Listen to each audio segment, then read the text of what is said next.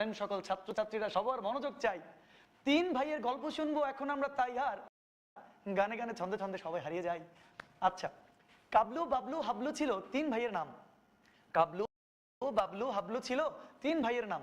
তাদের খাই দাই ঘুমাইছিল তিন ভাইয়ের কাম। তাদের ছিল চুরি বাটপাড়িতে বেজায় সুনাম।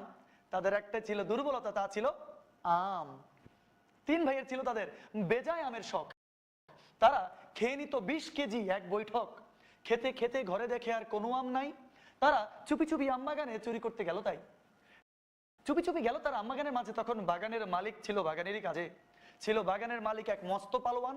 দিল তিন ভাইকে মায়ের ধরে বেজায় সমান। সেই মায়ের খেয়ে তিন ভাই বেহোশ। এবার যদি তাদের আসে সত্যিকারের হোশ, সব ছেড়ে সাদা শীতে এবার ব্যবসা করবে তারা।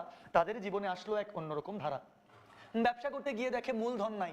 তারা কি করলো সারা জীবন ভেবে না পায়। তারা কোনোভাবে জোগাড় করলো 90,000 টাকা। সেই টাকা এবার সমান ভাগে ভাগাভাগির পালা। 30-30-30 করে সমান 3 ভাগ। তিন ভাইয়ের মাঝে থাকলো না আর কোনো রাগ। শুরু করলো তিন ভাই তিন ভিন্ন রকম ব্যবসা।